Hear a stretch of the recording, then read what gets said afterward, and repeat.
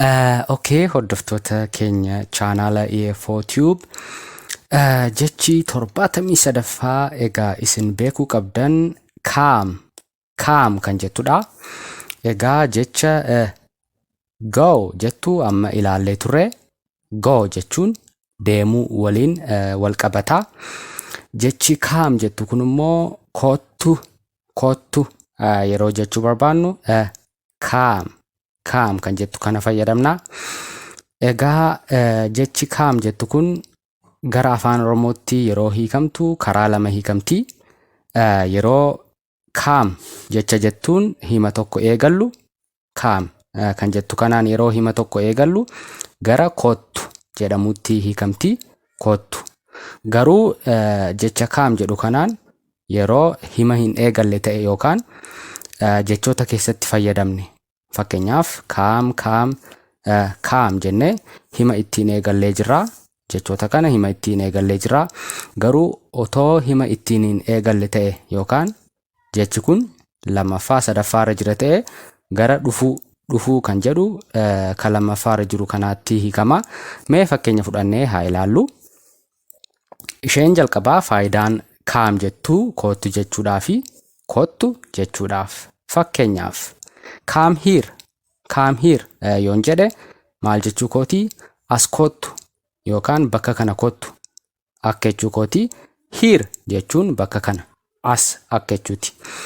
Come and see me, namni tokko kottuutii na laali yoo jechuu barbaade come and see me jedha. See jechuun laaluu akka jechuuti. Jecha 74ffaadhaa ni ilaallaa. Jechi see jettu kuni laaluu. See me na laali. Me jechuun na akka jechuuti. As keessatti na jedhamtee eegamti. See me na laali. Come and see me yeroo jennu immoo kottuutii na laali. Egaa jechi enda jettu kun wal quunnamsiistuudha. Yaada lama wal quunnamsiisteetti. Kottu yaada tokko, see me na laali yaada lama jechuudha. Akka wal qabsiistuutti kan galtedha. Come and see me kottuutii na laali. Kaam kan jettu kun kottu akka jechuutti hiikamti. Egaa walumaa galatti yoo himni tokko jecha kaam jedhuun eegale gara kottu jedhutti hiikama afaan Oromootti yeroo baay'ee jechuudha. Ishee kan akkasitiin qabadhaa. Come with me. With jechuun waliin. With waliin. Na waliin kottu yoo jechuu barbaaddan nama tokko come with me jettu. Me jechuun immoo na akka jechuuti. Na waliin kottu come with me. Come jechuun kottu akka jechuutti hiikamte jechuudha. Faayidaa lammaffaa irratti immoo akkuma sila jedhe dhufuu jechuudhaaf. Dhufuu yeroo jechi kaam jedhu kun dhuma jechaa irratti yookaan gidduu jechaa irratti dhufe otoo jalqaba hin dhufiin akka warreen kanaa jechuudha. Kun jalqabarra jirti, kun jalqabarra jirti, kun jalqabarra jirti. Kun garuu fakkeenyaaf amma dhumarra jirti. Kaam kan jettu kun hima keessatti, kun immoo gidduurra jirti. Yeroo akkas ta'u yeroo baay'ee dhufuu kan jedhutti hiikama. Yeroo jalqabarra ta'u immoo kottu akka jechuutti hiikama. Mee fakkeenya fudhannee haa ilaallu. Namni tokko dhufuu ni dandeessaa jedhee yoo nu gaafachuu barbaade can you come jedha. Can jechuun danda'uudha. Can danda'u. You jechuun ati akka jechuuti. Come jechuun as keessatti kottu osoo hin taane dhufuu jedhameeti hiikama yookaan dhufe akka jechuuti. Dhufuu.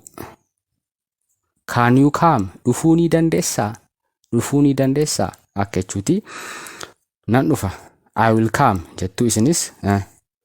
I will come yoo jettan maal jechuu keessanii nan dhufa. Will kan jettu kun taatee gara fuula duraatti ta'e ibsuudhaaf akka nu fayyaddu kana dura ilaallee turre. I kan jettu kun immoo nan dhufa gara fuula duraatti yookaan yeroo isinitti dhuftan bakka kana buustanii yesterday, tomorrow jettanii dubbachuu ni dandeessu. Sa'aatii gara fuula duraa jiru jechuudha. I will come on Friday. Friday jechuun jimaata, guyyaa jimaataa akka jechuuti. I will yoo jettan wanti sun gara fuula duraatti ta'uusaa nu hubachiifti. Jechi kuni jechi will jettu kuni I will come nan dhufa gara fuula duraatti yoom on Friday. Isheen kun amma irratti akka jechuutti hiikamti. Yoom guyyaa akkasii. Friday jechuun guyyaa jimaataati. Monday jechuun ni dandeessu, Tuesday jechuun ni dandeessu. Guyyaa itti dhuftan sana bakka kana buustanii I will come on jettanii. Saturday jechuun ni dandeessu. Guyyaa barbaadan bakka kana buustanii guyyaa kanan dhufa, guyyaa kanan dhufa jettanii yoo dubbachuu barbaadan come kan jettu kana fayyadamuu ni dandeessu. Will you come jedhee yoo namni tokko gaaffii nu dhiyeesse maal jechuu isaati? Ni dhuftaa akka jechuuti. Hima gaaffiiti. Ni dhuftaa akka jechuuti.